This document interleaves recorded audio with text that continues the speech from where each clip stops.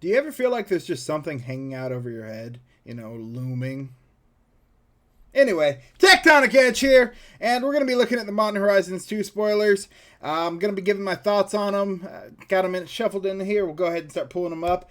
So I'll just give my thoughts on the card, if it's a reprint or not. You know, that's okay. That's not an opinion. That's going to be just whether it is like this one, Bottle Gnomes, and you know how it's going to affect the meta. Like this one, it's not. Bottle Gnomes is not going to affect the meta, but it is refreshments. So you know you've got the blue Pepsi gnome in the front, the red Red Bull gnome. Yeah, refreshments. Good way to get started. Next up, we've got Brainstorm. This was one of the early spoilers. It's a 1-drop colorless artifact that tap, sack for 2, and you brainstorm. Draw 3, put 2 on top. It's a pretty interesting card. I mean, having this available in Modern is going to be nice. The fact that it's colorless, I feel like it can go in a lot of decks. I'm not sure how many decks are actually going to run it, but there may be a few. Tron, it can consider it. I mean, it potentially can looks at the top 3 cards. It can find us a Tron land. Same activation cost as other things. I think maybe Blue Tron would consider this more than the other Tron decks. I'm not sure what else would throw this in there, but it is an option, and it can theoretically go in every deck because it is colorless. Next up, Break Ties. 3 mana, destroy target artifact, destroy target enchantment, exile target card from a graveyard, and reinforce 1. Discard, put a +1/+1 counter on target creature. This is a pretty, it does a lot. 3 mana is a bit for this kind of effect because you can get a 1 mana or 2 mana destroy artifact or enchantment. But having extra text, I don't think this will affect the meta, but it's a potential card you may see, and it may affect other formats. I like the art there of the fracturing picture frame. It kind of looks like an Urza a little bit there. The blue pattern there, I feel like that guy is Urza. I don't know who the girl would be, but all right. Next up, Cobalt coffers. This is a reprint, but I believe this is the first time it's going to be in Modern, and it lets you get a black mana for every swamp you control by tapping and playing 2. So that does feel pretty effective, especially if, you can run this with Urborg. It'll be a decent amount of mana whenever it comes out into play. I do think we're going to see decks try and run this. I'm not sure really what it'll slide into at the moment. There's not too many mono black decks, and I feel like mono black is where this would really shine. Maybe in an 8-rack build. Or, again, decks I'm not thinking of. It may spring something new up. Or any deck that runs Urborg will consider this. Because that just takes pay 2 and get all your lands. Anything with a decent mana sink in black. That's a hefty combo there. But alright, moving on. And of course, let me know what you guys think of any card. I'd always love to hear thoughts. Chitterfang, Squirrel General. Cool concept. We got a legendary creature, Squirrel Warrior. I like how the running down the tree, leading the army of squirrels. Got the full. I'm assuming that's full body paint, but got the war paint on. It's 2 and a green, forest walk. Seems good on a squirrel. If 1 or more tokens would be created under your control, those tokens plus that many 1/1 green squirrel tokens are created instead. And of course, play back. Sacrifice X squirrel tokens. Target creature gets +X, -X until end of turn. That seems pretty effective. I feel like this, unless there's going to be enough cards in here that Squirrel Tribal will go into Modern, and make no mistake, whether it's good or not, somebody is going to try and bring Squirrel Tribal into Modern with this. The memes are too heavy. It'll happen. But it's pretty powerful. I think this goes really good in Commander. 1, you can build a squirrel deck by itself off of this, green-black. Or 2, it goes into Prosh. My roommate runs a Prosh Commander deck, and that's just another way to produce more tokens. It doubles his Prosh tokens. Yeah. That's a powerhouse. Alright, next up, Chef's Kiss. 1 and 2 red, gain control of target spell that targets only a single permanent or player. Copy it, then reselect the targets at random for the spell and copy. The new targets can't target you or a permanent you control. That's an interesting bounce back for red.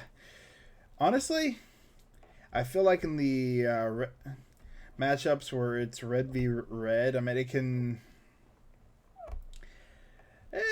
be kind of work as a counterspell because you can gain control of a counterspell, then copy that counterspell, and it can't counter. No, only that target. No, do counterspells target? Yeah, they do. All right. No, yeah, it can. Or permanent, so no, it could still theoretically counter stuff. So no, this really wouldn't work stopping a counter spell, but it would stop lightning bolts. So, you know, you're in the burn v burn matchup, lightning bolt targets you. You target your opponent, but 3 mana, that's a lot. I don't think this is going to see that much play unless someone figures out how to break it. And they might. But you never know. It also lets you copy your own spells too. So it's not just... You could theoretically play your own spell, copy that spell, and then makes the targets random. That's an added little bit of chaos in there. But alright. Moving on. Counterspell. This one was one of the ones that was spoiled early, and one I'm definitely not looking forward to because... Alright, in all honesty...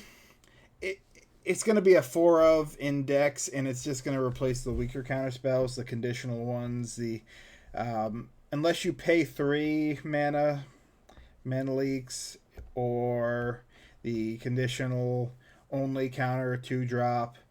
But I don't like it, and my big reasoning is it's going to hurt the Tron v Control matchup. Control is getting stronger with this. So... Some games with Tron, we get there by going turn 3 Congregate Creator, and they've held up Mana Leak, and we just happen to have the 3, so they can't counter it. It doesn't always happen that way, but that Mana Leak is now always going to be a counter spell, so we're always going to be going through the slugfest trying to get a spell, and it's everything, so it's not even... Sometimes we can then back up and go for a creature because they can have counter spells that say don't count or counter target non-creature spell. So control is definitely getting a big boost from this. Pretty much any blue deck, and even some decks that probably aren't going to be full control but still run blue will consider this. Like Mill, I'm going to think they're going to at least consider counterspell. Granted, they have some other spells that might work better, and there are things that it doesn't replace. Been watching Magic Historian's video. I think he did something on this. It might have been him, might have been someone else mentioned that this doesn't replace any deck that runs Remand, because in decks like that are looking to draw a card. For Bluetron, like Bluetron will run Remand. That draw card is big. I don't think Bluetron would run counter spells, or if they do, it'd be a 1 or 2 of. Alright. Dakin Shadowslayer. An Esper Planeswalker at power, or comes in with counters equal to the number of lands you control. So already not going to be in a Tron deck at any point. But yeah, he seems like a good Planeswalker. I can't think of a deck he would immediately slide in, but he may go into some Esper control builds as a finisher. Surveil 2 is nice. Exile target creature is pretty powerful for late game. You don't want to play him early game, because if he comes in, I guess he's at least getting 3, so you could use him as an exile effect. And that -6, he really synergizes with artifacts, so an Esper artifact build, that maybe one will spring up here because there is a lot of new artifacts. But his -6 is you may put an artifact card from your hand or graveyard back onto the battlefield. Not the most powerful of ultimates, but definitely something that can probably be broken in the right deck. Just a matter if someone can make that deck or not.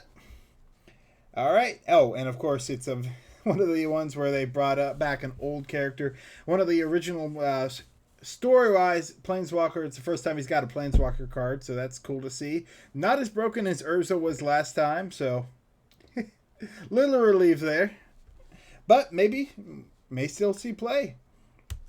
Next up, Diamond Lion.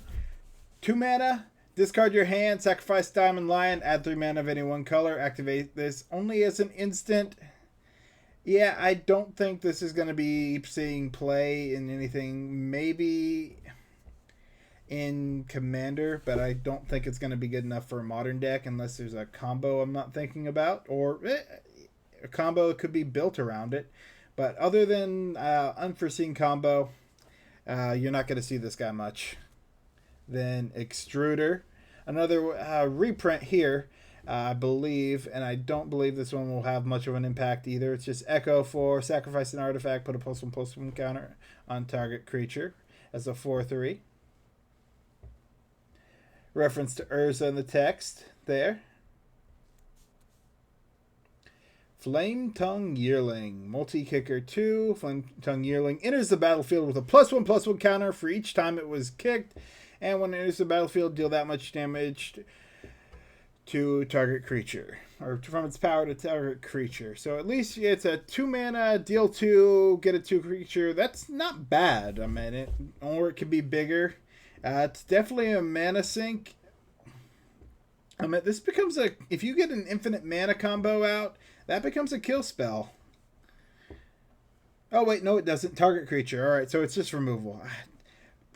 Any target and target creature. Alright, so it's not that good. Maybe Fringe as a sideboard card or in a deck. But I don't think we'll be seeing much of this card either. Moving on. Fractured Sanity. Yay, another mill card. So yeah, this one I think is definitely going to see play in mill. It's 3 blue mana. Each opponent mills 14 cards. Interesting number. That's twice your hand size, I guess is how they got with that. And then it's cycling. And whenever you cycle it, each opponent mills 4 cards. So it's either a mill 14 or it's a 2 mana draw card, mill 4. Seems like they'll run it just because of that versatility there. Maybe not.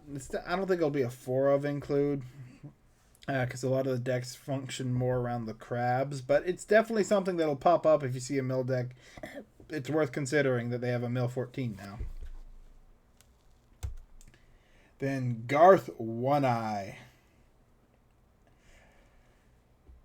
Yeah.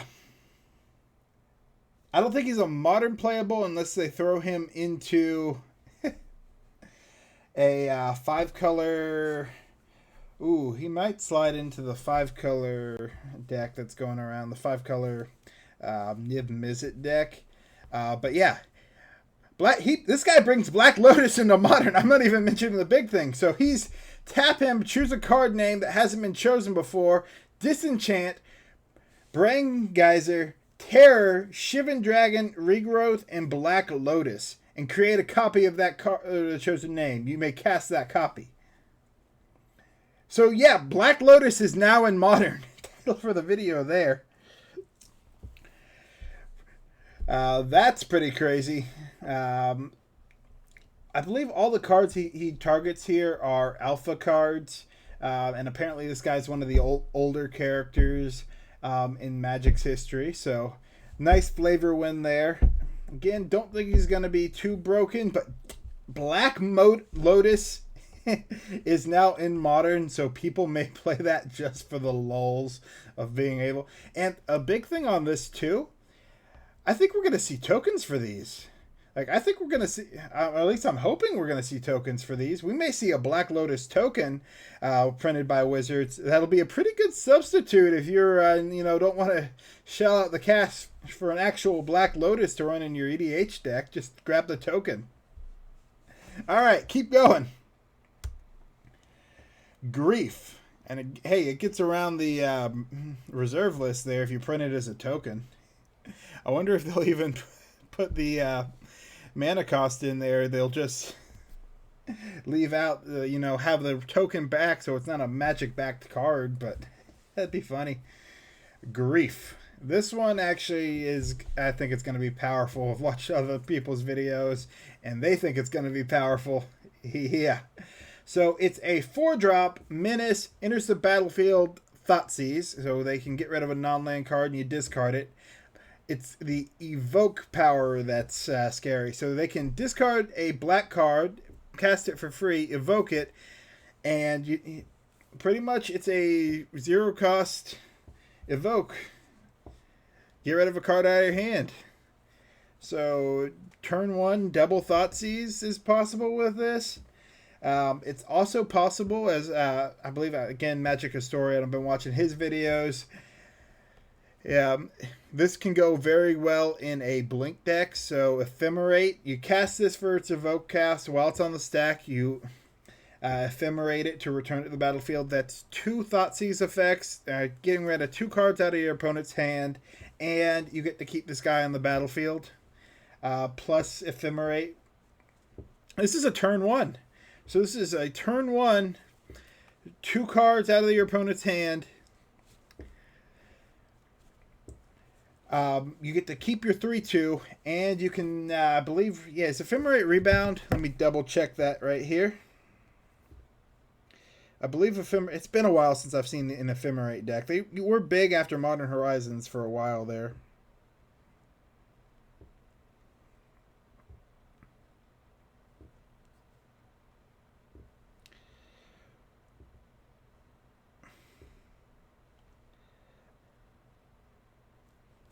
One second.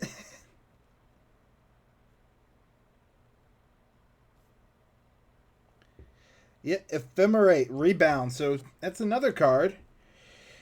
3 cards, or you get 3 cards out of your opponent's hand. 2 cards turn 1, 1 card your turn 2,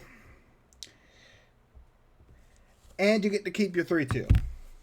That's going to be powerful. I honestly think, and I agree with Magic Story on this, that's going to be powerful and to build a deck around.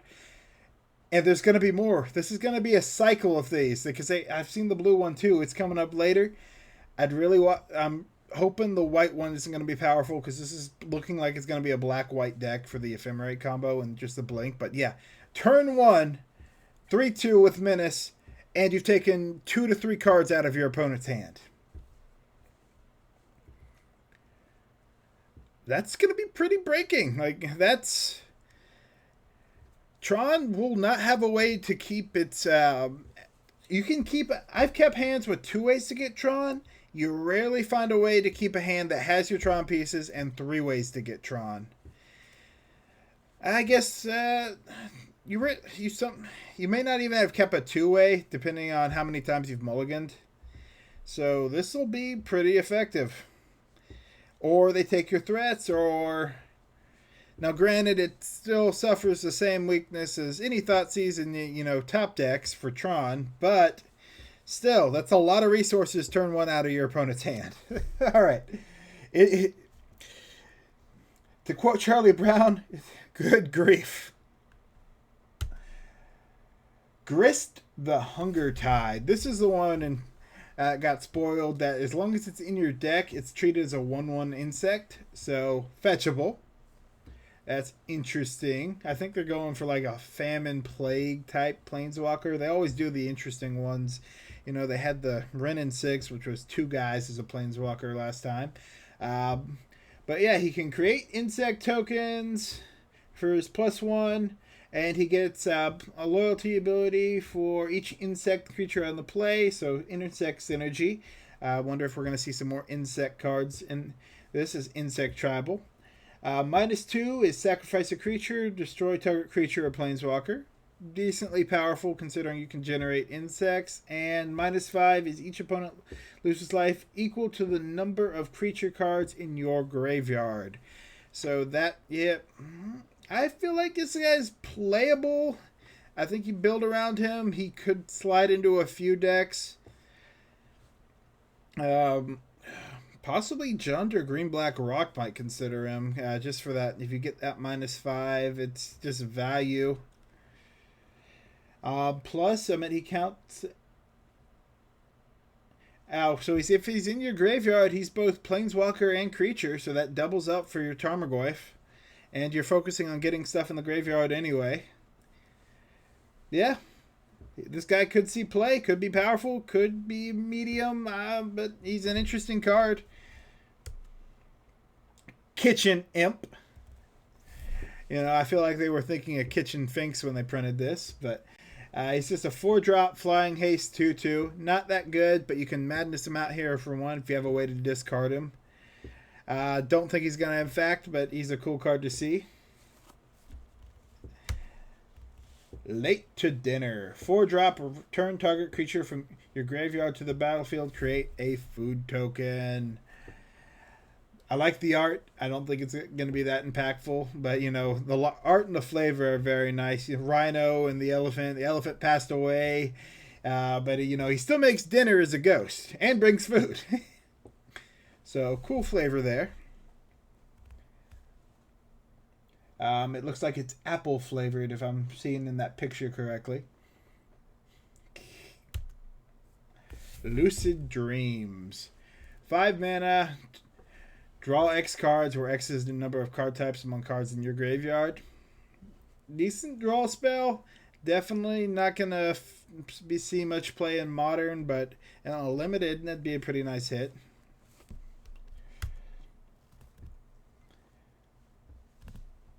Mog Salvo. 3 mana. This one's in Spanish, but it's destroy target artifact, and it's another one of the conditional free spells. So this spell, if your opponent has an island and you have a mountain, you may cast it for free and destroy target artifact. So they're liking the free stuff in this one, or the stuff you don't have to spend mana on in this set. I'm a little worried because that stuff can be broken, and a lot of the things that they banned have been the 0 cost things. But we'll keep taking a look here. Priest of Felrites. This is a Orzhov 2 mana, 1 white, 1 black. Tap him, pay 3 life, sacrifice.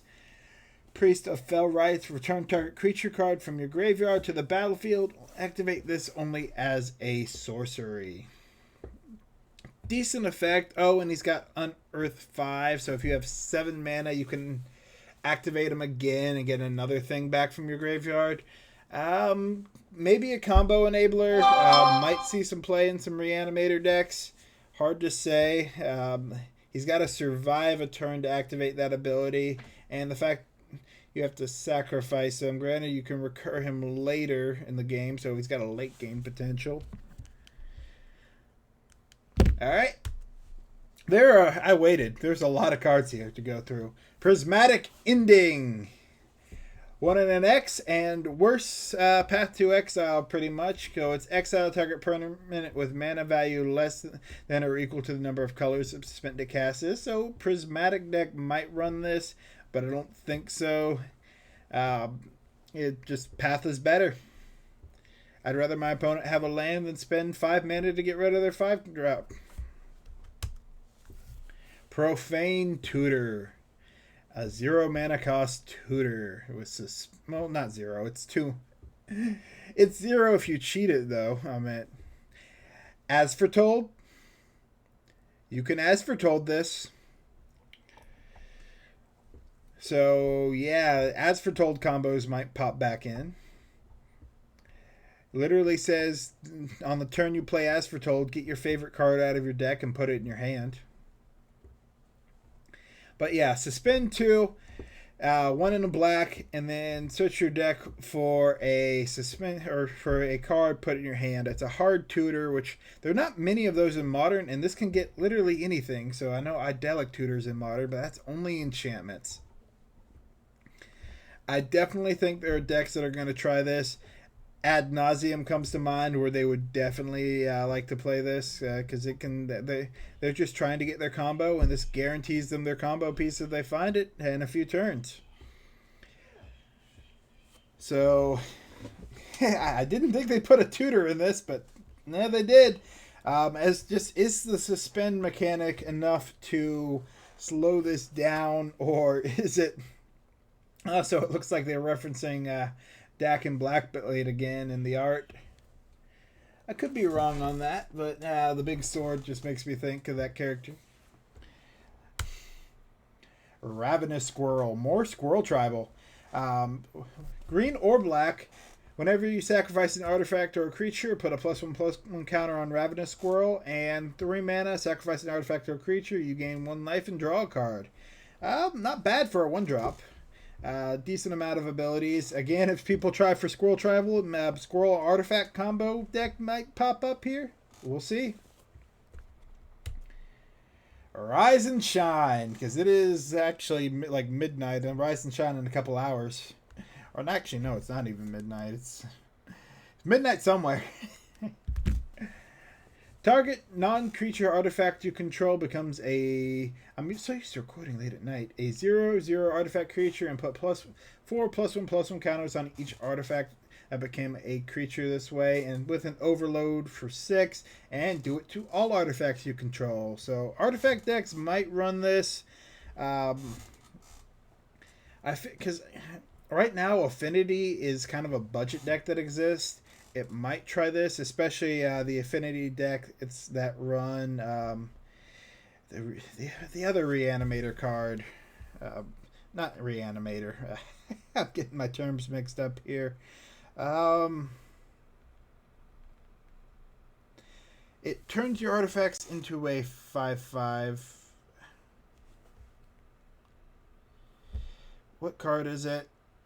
Oh, give me half a sec.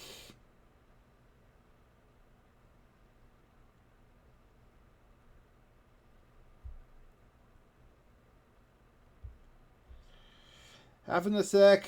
Google's being slow. Ensoul Artifact, that's it. Because that's another 2 mana. Yeah, that one's a 5/5. This is a 4/4, but these are +1/+1 counters, which may be relevant. And it's not an enchantment. It's a sorcery, which is relevant. Only affects non-artifact creatures. I still think Ensoul Artifact is better because it lets you target your own artifacts that are already creatures, so that just becomes a 2 mana +5/+5 until this creature's gone.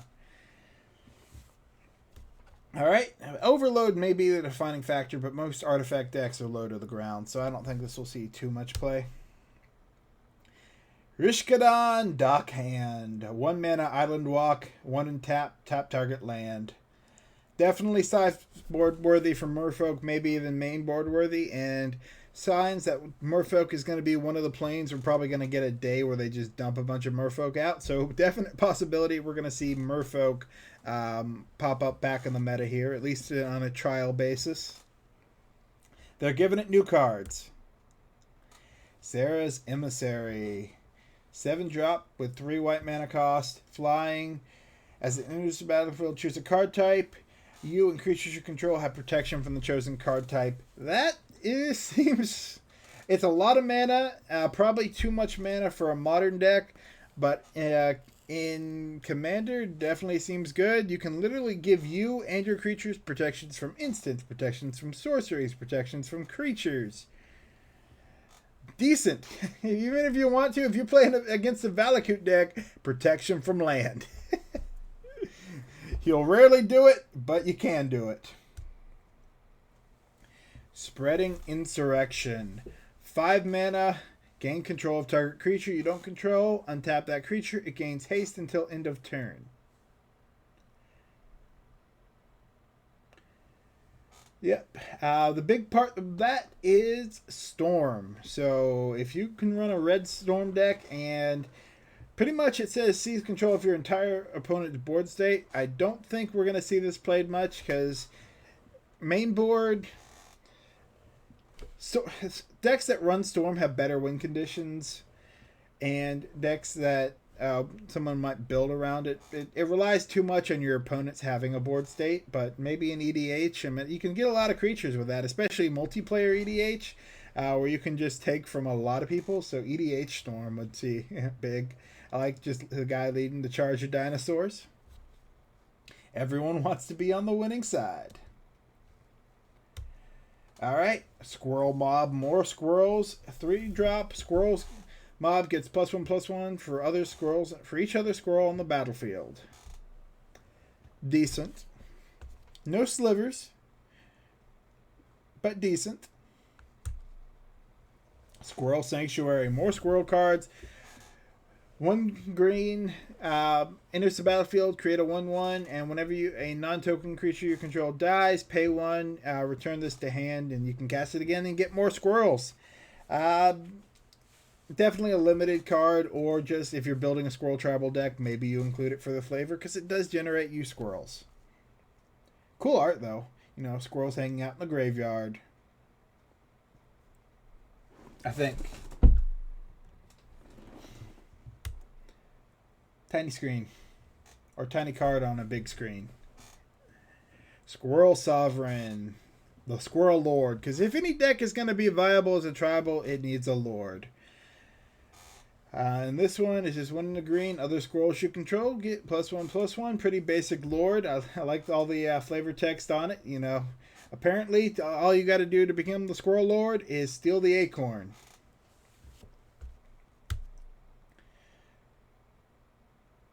Subtlety. 4 mana. This is the other incarnation card. Flash, flying. Enters the battlefield. Choose up to 1 target creature's spell or planeswalker spell. Its owner puts it on top of or bottom of its library, and you can evoke it by exiling a blue card.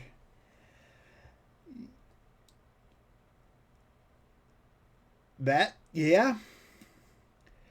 Alright, so 4 mana, you get a 3/3 creature spell or planeswalker spell. So because it's saying spell, is that meaning on the stack? So this is just a counter creature or planeswalker. That seems like very targeted against Tron here, because it can get our planeswalker or a big creature.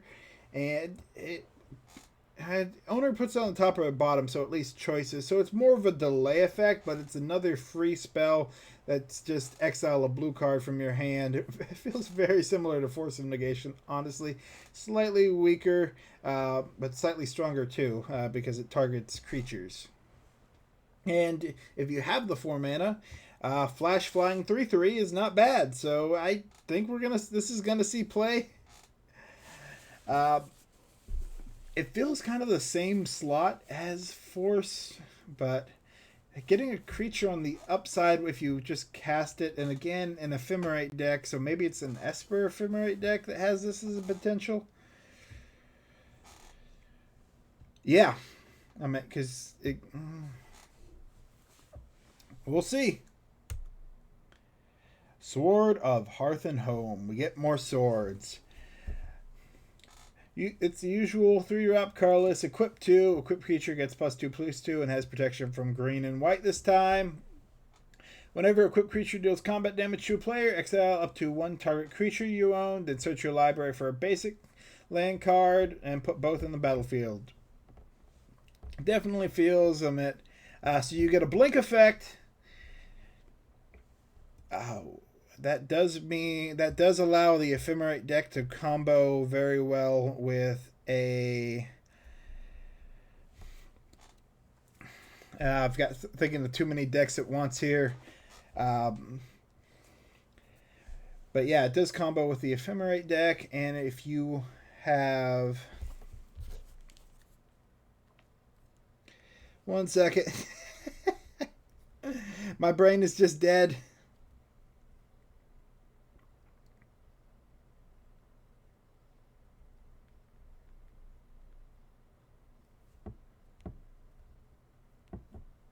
I know the card I'm thinking of. It's going to come to me, hopefully before Google does. Recently got unbanned. 2 mana. I can describe the effect of the card.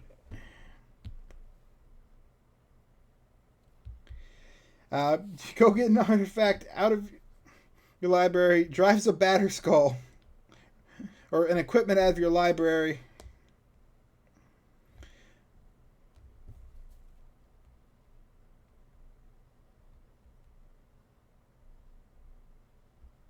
Stoneforge Mystic. Alright, took me long enough, but yeah. So you can have a Stoneforge Mystic. If you're still watching this, I'm a little surprised you didn't just stop at some of these gaps. But yeah, so Stoneforge. Comment down below, just it's Stoneforge Mystic with a bunch of exclamation points. Remind me, just if you made it this far in the video, because this is turning out to be a decently long video.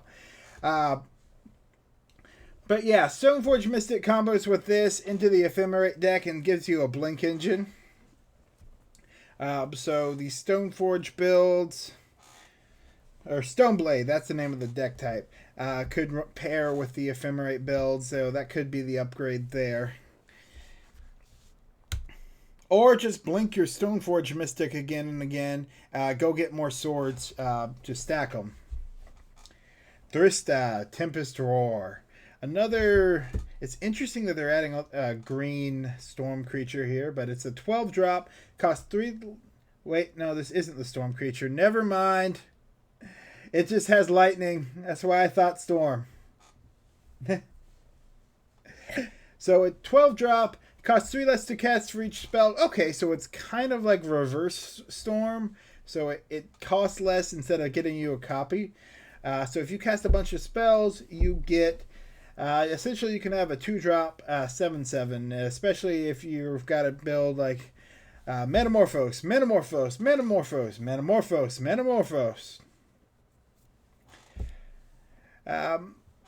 You could turn to this with 3 Metamorphoses, maybe, or you may need all 4. So this is the perfect hand: 4 Metamorphoses, 2 Forest, and this guy, and you can get the 7-drop that has Trample over Planeswalkers. That is interesting. So if he does manage to come out, he kills Planeswalkers, but I think he's going to be a little too hard to get out for that to really matter. And hexproof as long as it entered the battlefield this turn. So that is pretty nice. Trample haste too. It's a lot of text, but I just don't think the fact you have to storm off more makes it tricky.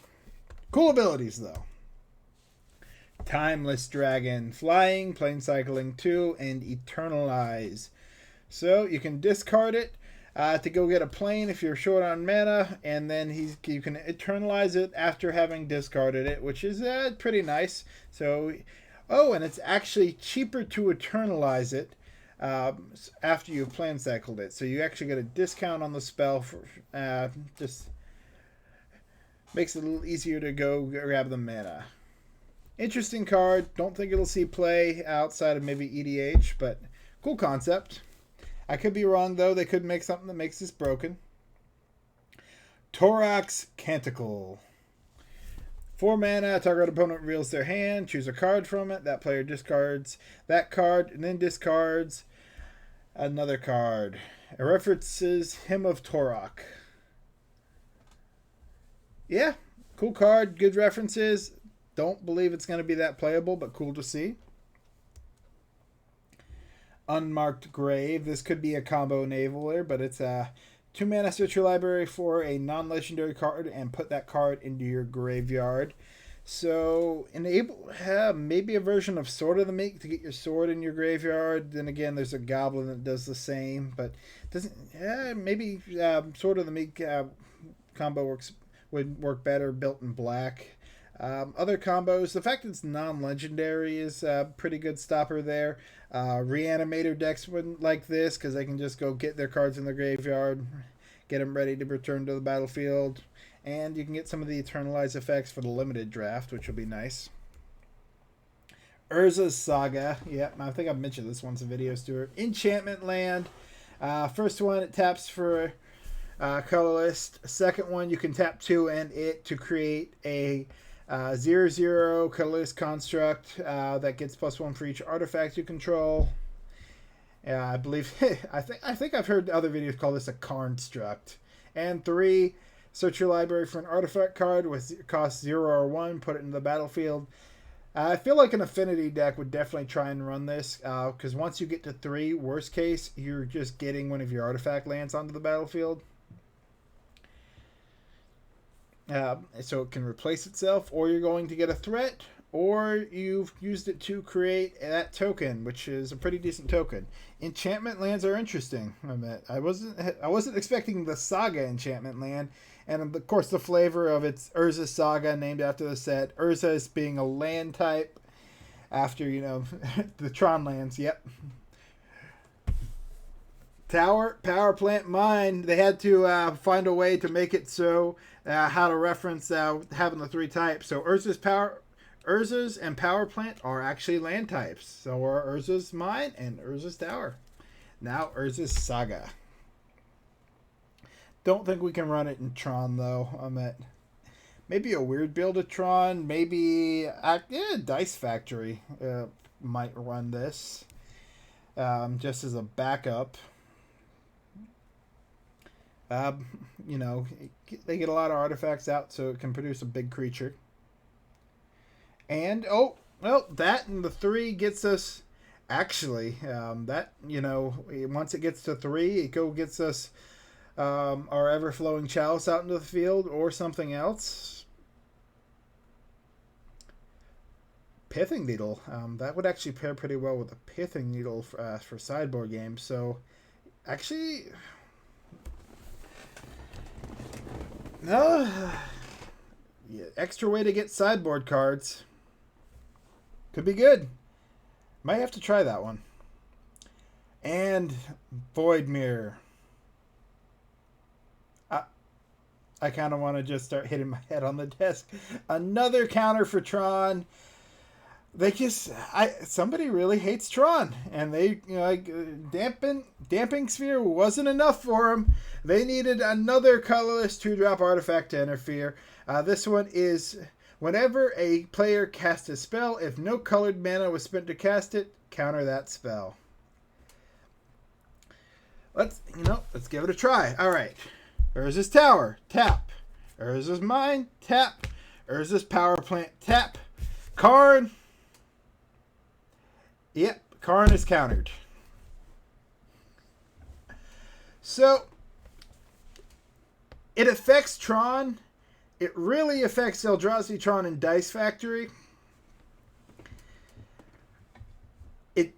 Honestly, mono green is the least impacted by this because, well, yes, if they have it out, we can't turn 3 our Karn. We just have to find a forest or a chromatic, and since it doesn't really affect the amount of mana we have, it affects whether it casts. And if we can spend a green mana on it, it still resolves. Eldrazi, Tron, and Dice Factory, though, really hate this card. I'd rather play against this than Damping Sphere because it's still just as easy to get rid of. We still have our mana. It's a little annoying if we don't find a green source, but all we have to do is find a green source to start casting things. Although, it has to be a green land, or we have to already have the chromatic on the battlefield. That is annoying. It counters our chromatic, so it counters a lot of our green sources. It's not going to be fun to play against. No. But, between it and Dampening Sphere, hard to say. We have ways around it. But it affects other things too, which are... So any of those free spells that they printed in this, this stops those pretty hard. Nope, no Force of Negation if they have this out in the field. And that'll limit what decks actually run it.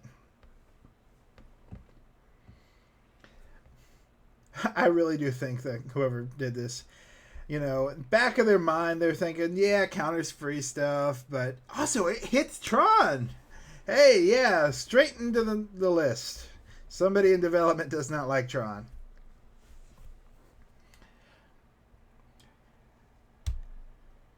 Wonder.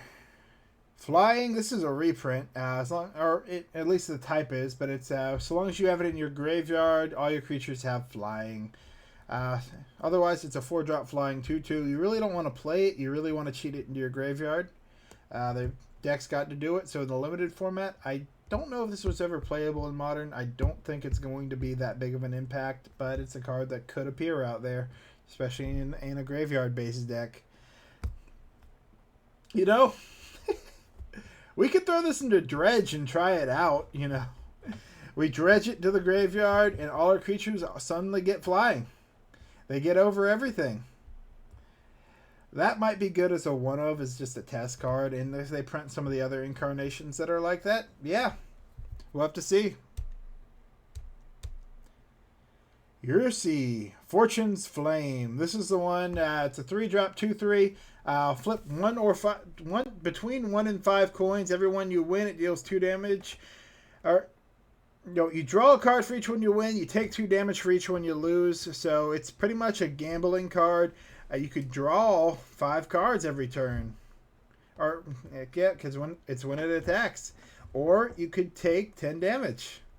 Or you could just go for 1. So it's really what you want to gamble.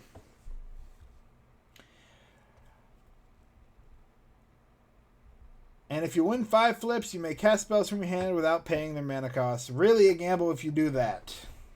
I believe you have to call... Yep, choose a number first. So if you're going for the 5, you have to go for the 5. It's definitely a luck-based card. I don't think it's going to affect the meta, but I kind of want to build an EDH deck around it, just for the chaos.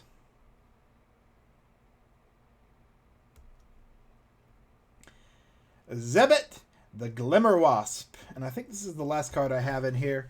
It's a 1-drop, modular 1, enters the battlefield with a +1/+1 counter. 1 red, destroy target artifact you control.